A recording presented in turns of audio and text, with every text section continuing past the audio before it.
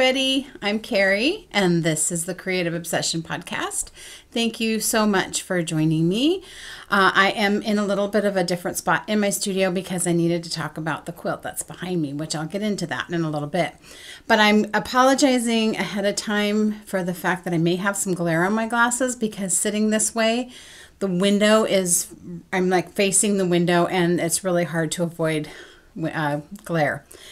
And I may squint because it's really bright. So it's a beautiful sunny day here in Oregon. And right now, because it is getting into winter, the sun is moving very much more south and my windows face south. So I get a lot of sun at this time of year when the sun's out. And so it's fantastic, but it can create a lot of glare on my glasses. But I didn't have to set up any lights today, so that was good. You can find me on Instagram. I changed my Instagram name for those of you that do follow me. You already know this. And I changed it because because I'm not dyeing yarn, I don't need to necessarily have that brand name out there. And I just wanted my Instagram to be more about everything that I make. And do, whether it's, knitting or whatever. And so my Instagram handle now is Carrie Makes Stuff. And I'll put a link to that. It's always linked down below in the description box. So anyway, that's that.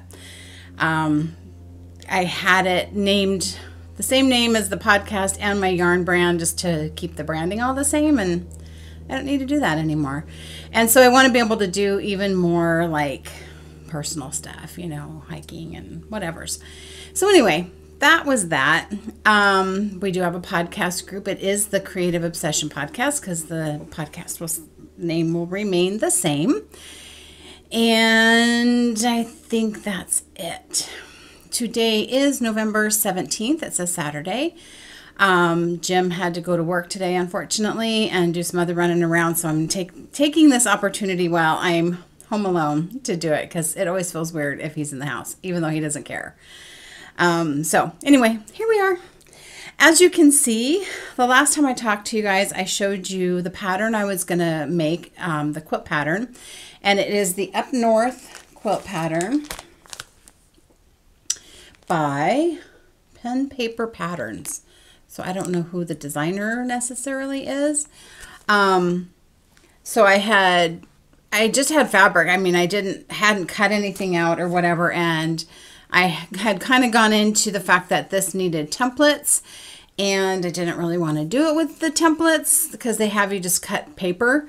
And so I went ahead, Jim's printer at work can print on cardstock. And so he printed me the templates on cardstock and I thought this is just going to be just too fussy because you still have to use your ruler. So here's the template. It's on cardstock.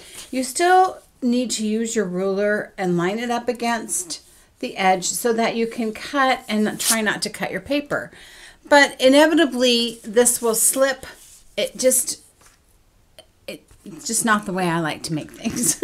So I said, you know what? He drives by. I had talked about maybe making a plastic template. And he drives by Tap Plastic, which is a plastic maker, I don't know, whatever. They make things out of plastic. And I've gotten templates made from them before. They're very familiar with making templates for quilting because they used to be kind of just like down the road from a quilt shop. And I don't think the quilt shop's there anymore, but they're used to doing all that. So I said, go in there, just see what it costs. So when I cut out the template, it looked like in the pattern that I needed 4 templates. What it ended up being is she had this done as 2, but it's meant to go together to make 1. So that alleviated 1. And then she had the other one. She had 2 other ones. So you have the triangle piece and then you have what you use as your background. And then she had another template that's this side. Well, all it is just a reverse. And so I really only needed 2 templates. And so I had them made.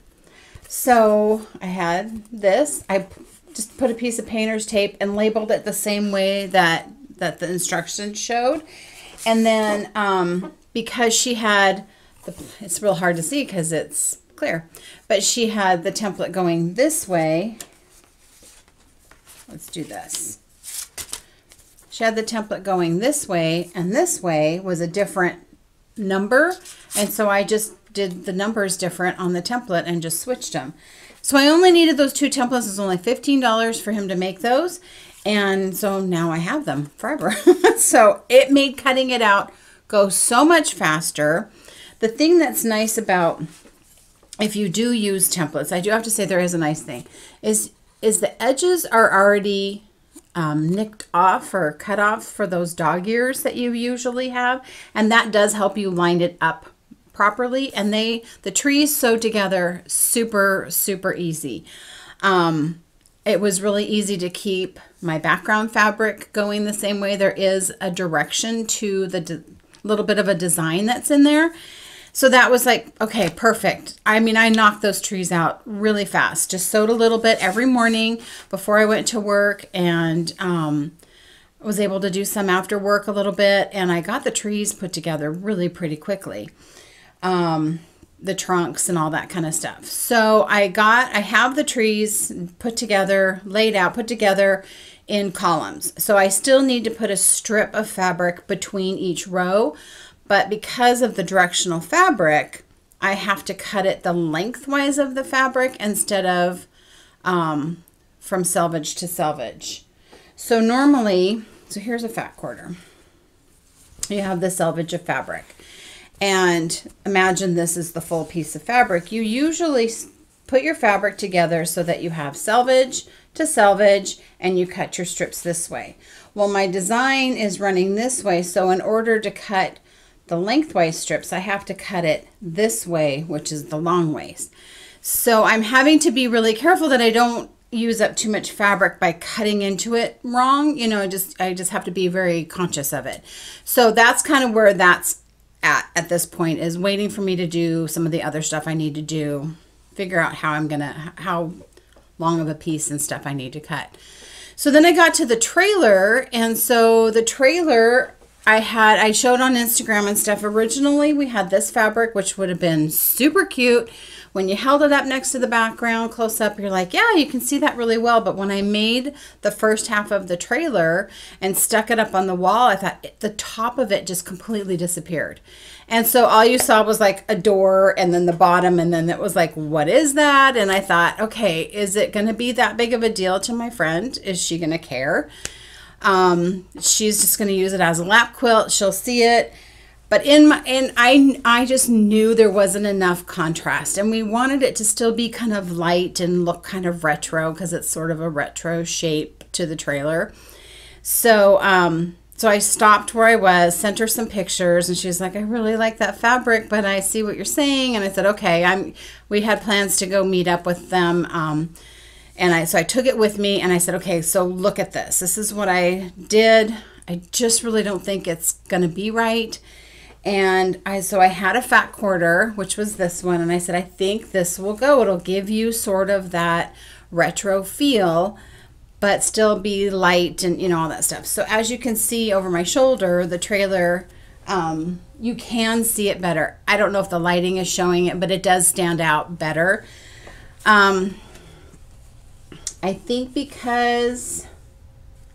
maybe because this has more patches of color rather than this reading as a solid. I don't know. For some reason, it just worked better. So made up the trailer, had a gazillion little pieces, which I don't enjoy putting together, but I did it anyway. The pattern had, let me pull that out. It had a sheet that has all the pieces and what those sizes need to be. And so I cut that. This is a copy because I thought if I ever decide to make another one, I need to have this part. So I made a copy, cut all these little squares out, and each piece got designated one of those papers. And so it's like, you know, A, whatever that is, you know, B all the way through, and you go through the alphabet and add another 20-ish. So there's like 50 pieces or something to the trailer. So I just did it a little bit at a time. Just, it's like, you know what they say, eating an elephant, which I don't know why. I don't know why that's a saying, because like I don't think people eat elephants. Shouldn't kill elephants anyway. But anyway, just did it one at a time and got it done, and I really do like it. So like I said, the lighting, because I put a light on over it, I don't know if you're able to see exactly what, you know, the contrast of it, but it does look really good. So I don't think I had the whole trailer done. I don't think I did.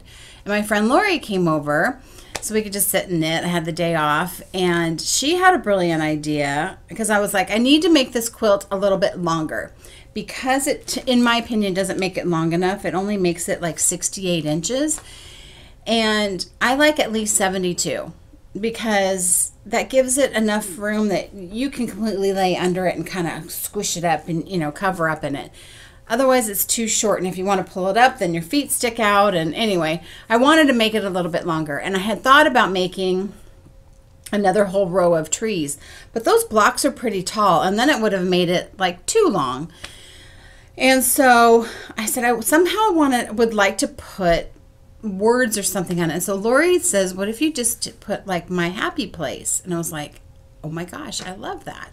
So I'm working on putting text on it, and one of the letters just fell on the floor, so I'm going to get that.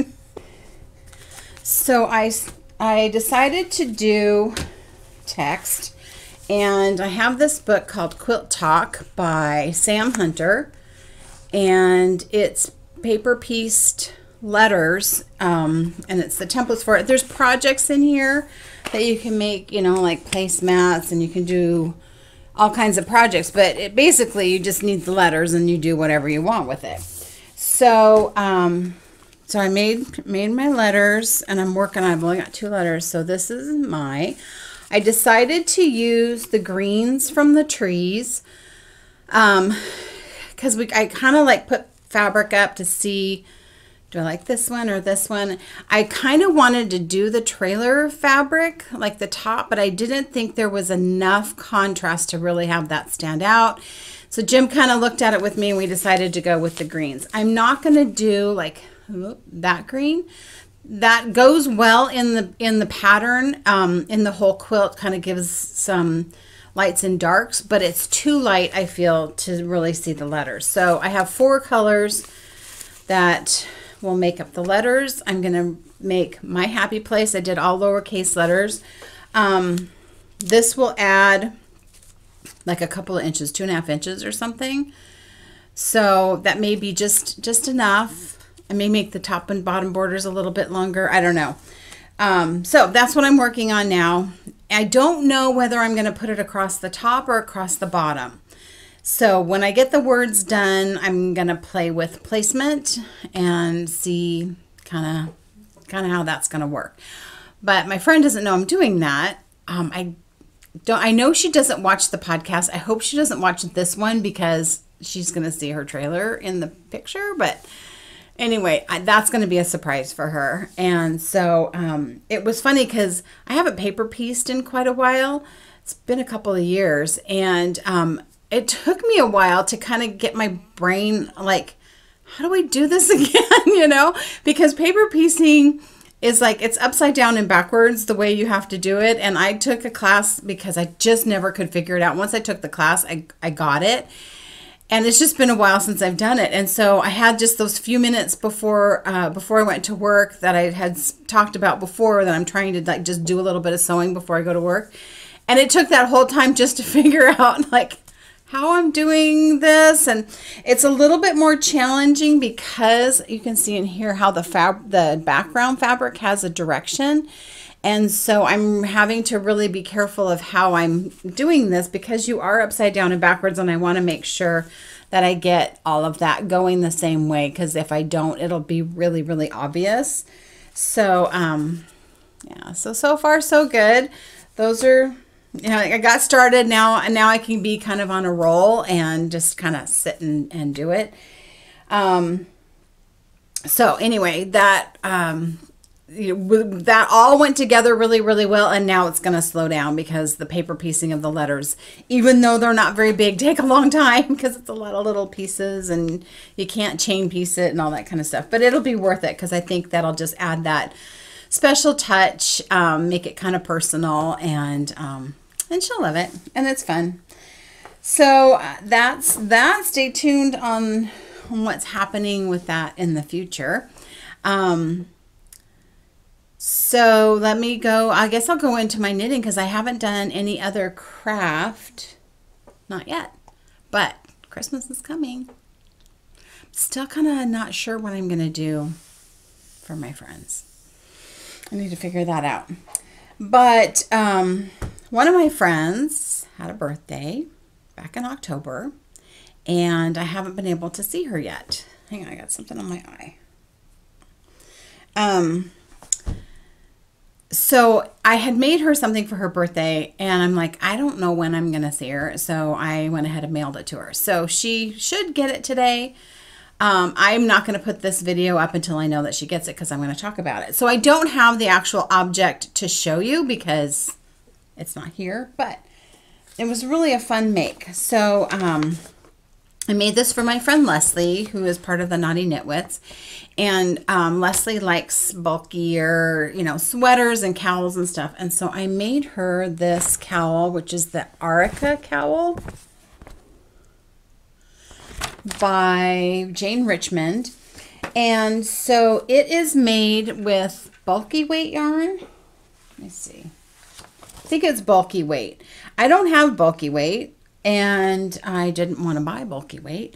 So in looking at people's Ravelry pages, somebody had made it with 2 strands of DK weight. And I'm like, well, that I have.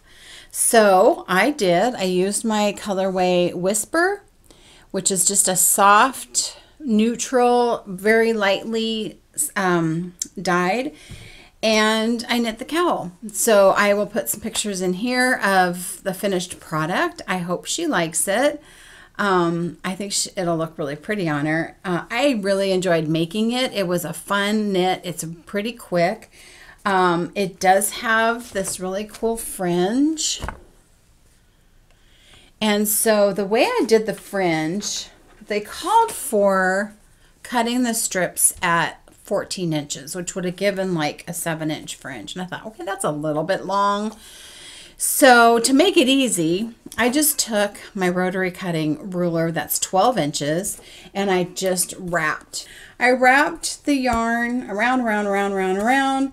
So then I have 12 inches this way, 12 inches this way. And then I just took and I tied something around this side, tied something around this side, and I just cut across the top and cut across the bottom. So I had the number of strands, or yeah, and the length that I needed. And then I just attached the attached it the way they said. The fringe actually goes all the way around. So then once I had put it on, some of them are kind of uneven just because of the way you wrap it on. And so I just took this and I put the edge of the I put 5. They ended up being like between 5 and 6 inches by the time you allow for the knot. So I just thought I'm trimming them down to 5 inches. I just laid it on my cutting table, lined up the edge of the cowl at 5 inches, and then just trimmed anything that stuck out so that it just gave it a nice trim. So she should, like I said, she should be getting that in the mail today, hopefully.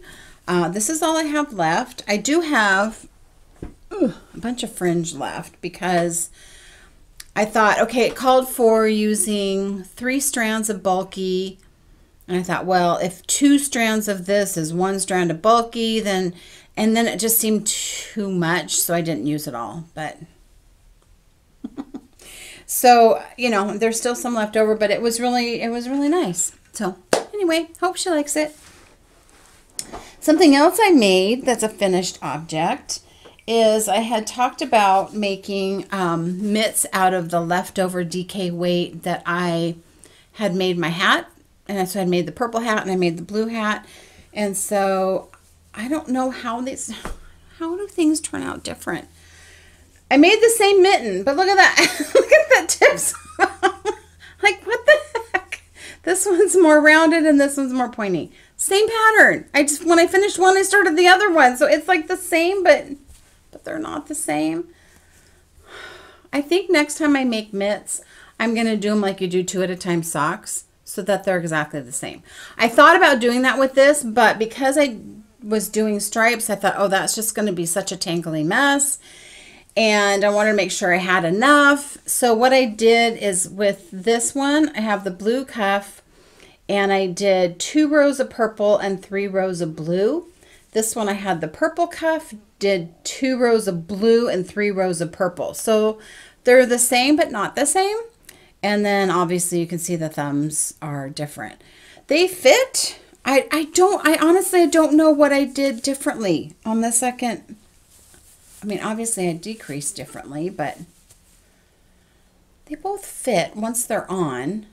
It's just that this one, I don't know. But it doesn't matter because they're cute and I'll wear them.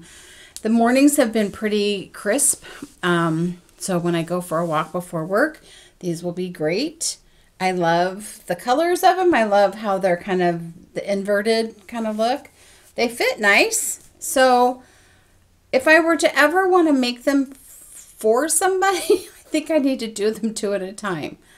Because I couldn't give this to somebody as a gift. I mean, can you see the difference? Let me do it over here. See how this one's more pointy? What the heck? That's all right. They were fun to make. I thought about making them as Christmas gifts, but you can see the difference. Yeah, it doesn't matter. I'm not gonna worry about it.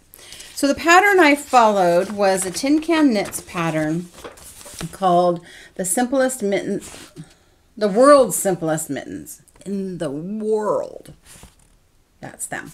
So it's a great pattern, easy. I believe it's free, as a lot of Tin Can Knit stuff is, but you have patterns and measurements and everything for fingering, DK, worsted, and chunky. So it's a really nice pattern. I made a hat from each of the colors and then the mitts, and I just have this little bit left. So I had plenty. I haven't weighed these yet, but so I get, well, yeah. I don't know if you could get, no, you can't get a pair of mittens out of just one skein. I had to have the 2. So anyway, luckily they went together and I was able to do that.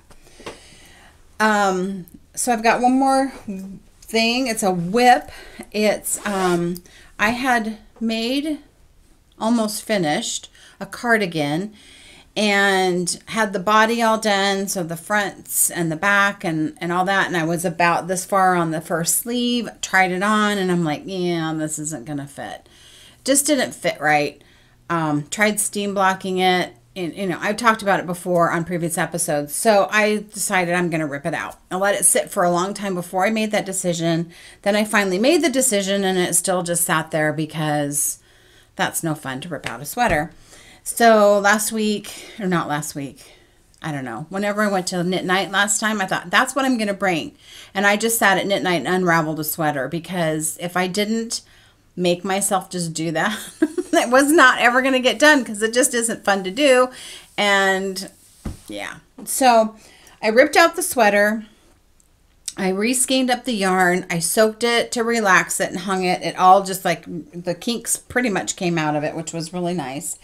And I decided to cast on the pattern Go With The Flow by Marie Green. And it is just an open, like even the sides are open. Can you see that? So it's just kind of like comes here and it's just attached kind of down by the ribbing area.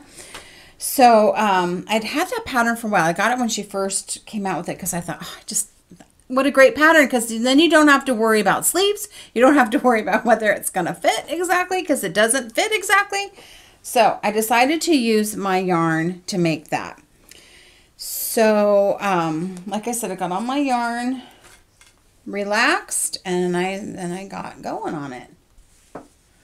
So it is a brioche, a single color brioche. So you can see it's got lots of stretch. But can you see that? I am loving this color. That's why I wanted to make a cardigan out of it, It was my Fire in the Sky. This is made with a DK weight yarn. I am alternating skeins, so I have 2 strands here just to keep anything from pooling, but really it's looking pretty even, pretty cool.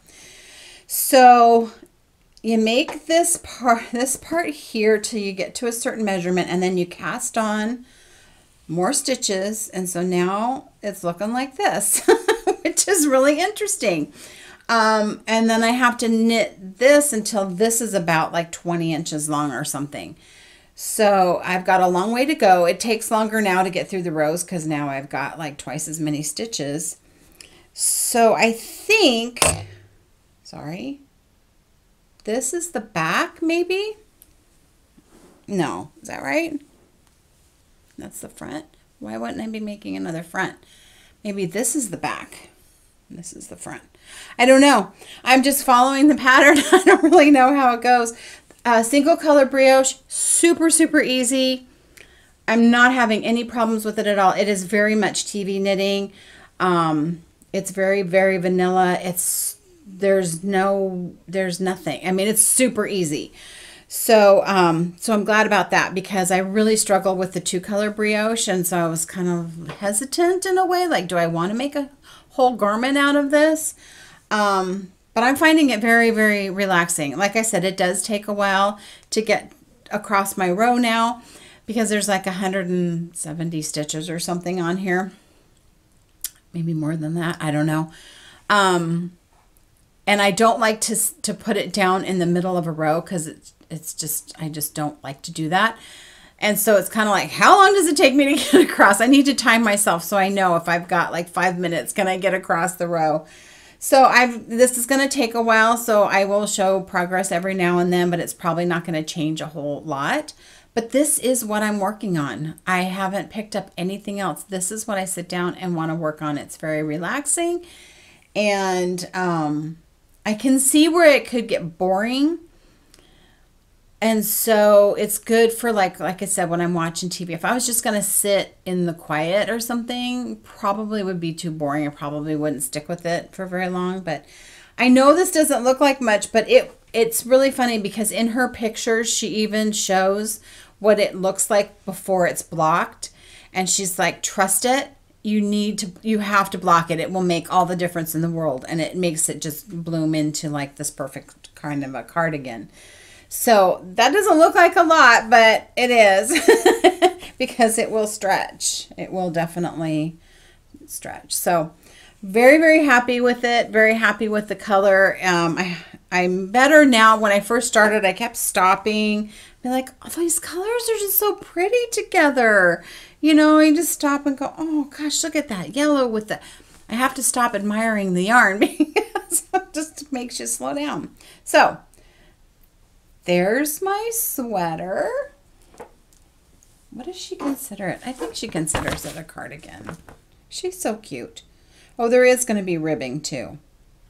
So, yeah. DK weight sweater. Super easy.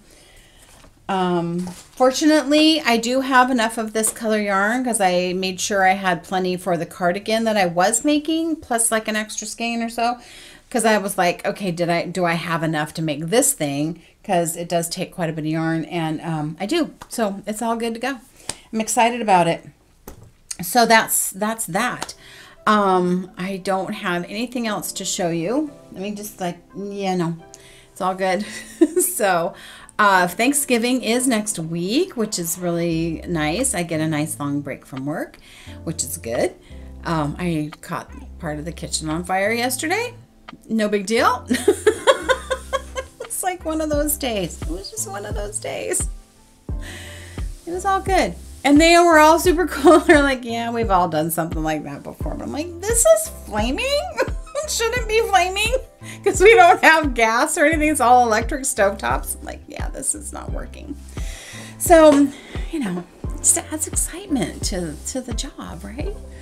So yeah, I get kind of a longer break, yeah, I get to have some Thanksgiving and get together with some family and all that kind of stuff. So I hope those of you in the States that celebrate Thanksgiving are, you know, able to get with your friends and family and get to enjoy each other. It's fun.